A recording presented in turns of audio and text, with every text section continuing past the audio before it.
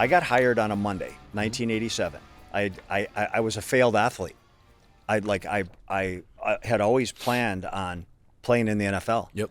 And then I never had a plan B. I never planned for anything other than that because that's what I was going to do. Well, it turns out like, dude, you ain't good enough to play in the NFL, right? So now you're left like a lot of young people. Now what? Right? So at the time, this is mid 80s, Miami Vice was popular. Yep.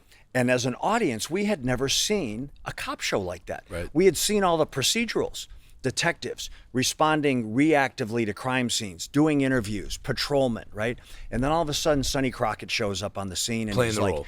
got the Hugo Boss on, and he's riding a Lambo around South Beach, right? And he's going into these mansions and he's meeting with these glamorous kingpins, and there's a ton of cocaine out on some barge in the harbor, and he's got these like stripper models bringing him mojitos, right? And I'm like, man, that seems pretty cool, Yeah. right? Yeah. So the reality of it is, what I found, the reality is that Lamborghini, it was like a beat down Monte Carlo, Sure. right? And the Hugo Boss suit was like cut off camos and a wife beater T-shirt and flip flops. Right.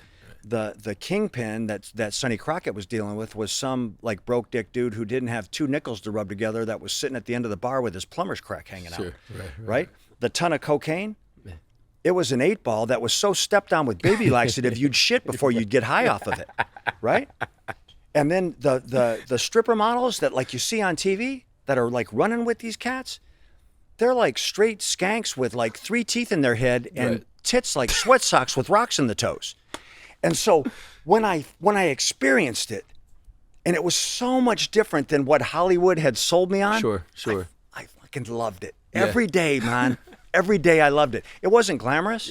Yeah. Undercover work is a nasty, dirty, bloody, vomit-covered scab of a life. Yep. And when I realized that, I still loved it, man. Yeah. And what was it that you loved? I loved the challenge of it. I loved the competition of it. I loved how dirty it was. Yep. I didn't have to be the guy with the gold chains and the Rolex and all the driving the Ferrari. Mm-hmm.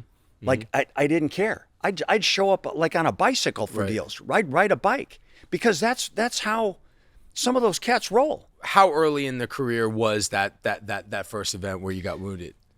So I get hired on a Monday. Yeah. Right. So I actually was out here in Los Angeles, got sworn in, and I told my supervisors, I want to work undercover. I came to work undercover. Sure. So supervisor digs in his desk and he hands me a cassette tape and some headphones. And all it said on it was Marty. Right. So I plug it in and I'm listening. What it was the audio recording of a Baltimore Police Department narcotics officer named Marty Ward. Holy shit. Who, Marty, in December of 1984, was in an undercover deal with a heroin dealer and was shot like 5 or 6 times, point blank, in a drug dealer's apartment. And Marty... In Baltimore? In Baltimore. Uh-huh. And Marty dies on tape. Marty dies with his boys trying to rescue him. You hear him die. Wow. Right? So the guy shot him, left, and then you hear his backup unit come in trying to save him. Yeah, and it is, dude, I'll send you the recording. It's hard. Yeah. It's hard to listen to, right? Yeah. So I come out, I'm listening to tape. My boss is like, "Hey man, you still want to work undercover?" I'm like, "Yeah, man, this dude's a freaking hero. Like I'm not going to die doing it, but right?" So 4 days later, I get hired. I want to work undercover. They make me listen to the Marty tape. They're trying to like, "Hey dude, you need to know what you're getting into, right?" 4 days later, I get taken hostage and shot. The bullet went in my back. It went in between my. Can you just how did you get taken hostage? So actually, there's so many stories and backstories to everything, right? I know. So like I'm brand new, and like I haven't been to the academy. I don't have any training. I wasn't a street guy, right?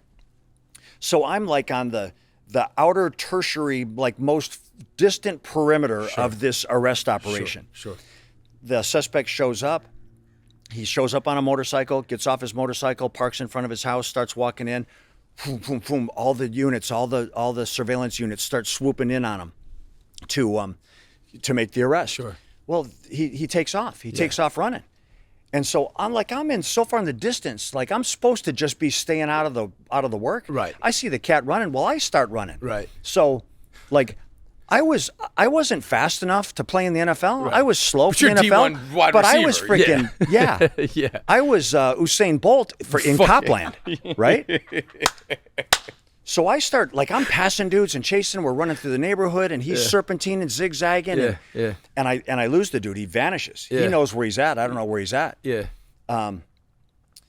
Short time later, like, we're just kind of searching, creeping for the dude. And do you still have your guys around you, or they're like, we're all spread snaked out? It's okay. distant, right? So everybody's like, there's like no one's really nearby or close. And the dude was hiding, man, and he popped up and drew down on me, and I had my gun, and he was like, "Motherfucker, I will fucking kill you where you stand," right? And I'm like, I don't remember seeing this episode of Miami Vice, right? Right. The dude gets behind me, puts the gun to my head, and he puts his gun to your head, right? And he says, "I'll kill you where you stand." Has anybody ever said that to you in your life? Had anybody drawn a gun on you before in your life? No. So now there's a gun at your head. What are you feeling, man? Well, like, I didn't have like those types of life experiences to refer back to. Like, okay, what do I do now? Right. But there is a sports element to it. There is a football element to it. Things are breaking bad. There's chaos. There's panic, man. You're losing the game. You don't help yourself by becoming hysterical. Right. You find your zen. You find a sense of calm, and you try to, like, let your computer run. Let the computer work. I mean, have you ever seen anyone else with that little experience go to that place? I mean, I imagine it's like you were specifically wired that way, both, from football, the blood that your mom and dad put in you. I mean, not most people get a gun to their head like that, and I mean, they're pissing their pants, right? They're not getting tactical. You took a breath and got tactical. And again, it's not hero worship, nothing like that. I'm just wondering what is going through your head. I mean, a gun was once put to my head once in Russia, and I knew I felt like I was this, like I immediately turned into a bug. Right. I was literally like, I'm here for you. I'll do whatever you want. I'm just wondering what went through because I know this story. I want you to tell the rest of the story, but like, how do you go tactical at that point? Because you didn't have a ton of training, right? No, I had no training, but I think it's an inherent survival instinct. Like panic's going to get me nowhere. Yep. Panic's going to get me shot. Yep. Like right now. Yep.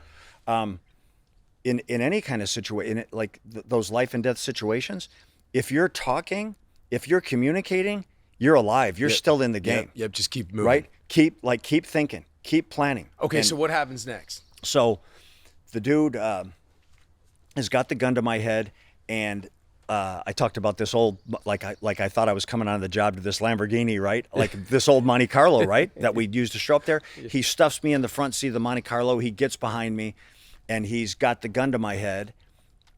And he's like saying, like, go, like, get me out of here, right? Like he wanted to use me as his vehicle to escape the situation. Well, now the other agents are starting to close in, right?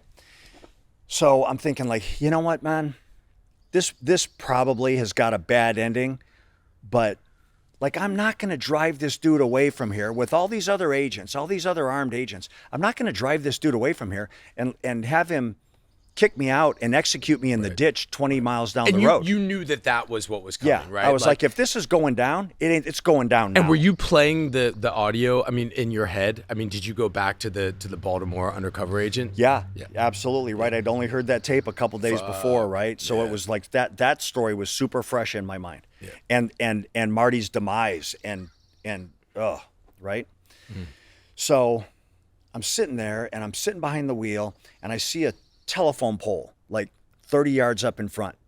And the first thing I thought is, like, I'm going to buckle my seatbelt, and I'm going to run us into that telephone pole as hard as I can get this car going, as fast as I can get it going.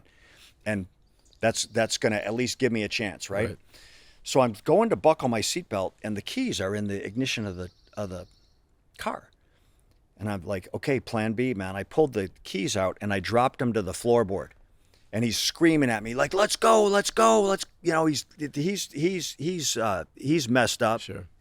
And I reached forward to grab the keys. And when he tried to ride forward with me and the gun came off my head, the gun actually moved to my back. He's trying to stay with me and ride me, right? And he's holding the gun on my back. And then everything breaks bad. He fires around, hits me in the back, goes through my lung, narrowly misses my heart, exits my chest. And then that inspires like literally this lead and glass storm like that you could only imagine in a movie. Right? It was 5 or 10 seconds. I think like 20 or 25 rounds were fired into the car, right into the compartment we were in. So I brought this because I knew that story would come up. Holy right? shit. So that hole right there, Wow. that's where the bullet went in my back. Come on, man. Right? And this hole right here, that hole right there is where it came out of my chest. Wow. Right? So, like I said, got hired on a Monday. Like this goes down 4 days later on a Thursday with the feds. John, we get paid every 2 weeks. I didn't even gotten a paycheck yet, man. I comped him this one. This was on the house, man. This was like a test drive. Like, hey, man, can I come back tomorrow? Right? And there was like, I mean, I'm laying in the dirt and dog crap of this trailer park. Yeah. And there's blood coming out of my chest like you're holding your thumb over the end of a garden hose. Yeah. Just squirting out. And then they dragged the suspect out of the back of the car because they ventilated this dude, man. Yeah. His eyes are rolled back. He's already got the death rattle going. And so they push me now into the back seat of this car. And I'm in bad shape myself. Yeah. And so the same car that the shooting took place in, we take off for the hospital. Holy fuck. And so and my boss was driving, who was like a good, experienced, like old school cop. And he's driving and hauling ass and he's looking over his shoulder into the back seat like, hang on, he's called everybody Bubba. Hang on, Bubba. Hang on, Bubba. Stay with me, Bubba. Yeah. And then he's driving and driving and driving. And he's like, man, do you know the way to the hospital? Because we were down this. And I'm like, I got blood gushing out of my chest and like glasses all in me, right? And I'm like my ears are bleeding and like. So, but you know what? It has a really happy ending. It has a good ending. Actually, the trauma surgeon that operated on me is a guy named Dr. Richard Carmona. Okay. And he was this young, like super hotshot trauma surgeon, right? So he patches me up. He saves my life. Dr. Carmona ultimately becomes the Surgeon General of the United States under President Bush. Wow. And is a remarkable, amazing man. Wow. Amazing life experiences. Wow. So, like, what's the chance that this all goes down and then I land in the hands of the top trauma surgeon on the planet? Yeah. Right? There's like, you had man, more to do, man. There's always a silver lining. Yeah. And then the decision, I mean, just because I got to ask, was there any doubt? I mean, was there any like, I don't know if this is for me? Like what? Like, I mean, you jump right back in, correct? Well, so I'm in the hospital and I'm recovering, and like the ambulance chaser attorneys are lining up. Like it's like trying to return something at Home Depot. Like, hey, take a number, man. I'm now serving number 17. Right. They were all taking their turn, and they were coming in saying, "Dude, you haven't been trained. The government, the agency has assumed a huge amount of liability for allowing this to happen to you. How much money do you want?" And I'm like I grew up in a blue collar house, man. My dad was a carpenter, right, and my mom was a house cleaner, right. They're like, "You ever seen $5 million?" Wow. And I'm like, "No." Yeah. How about $10 million? You know what that looks like? I can get you money that's generational money. Like you'll never have to work another day in your life. Neither will your kids or their kids if you're smart with this. You didn't have kids I didn't. Yet? Right. Like your family will be taken care of forever. And all I could think of was like get out. Like there's no cop who ever took a badge and a gun thinking that they were going to get rich, Right. thinking that they were going to, you take it for other reasons. Right. And so the money side, like now at 60, I'm thinking like, man, you know what?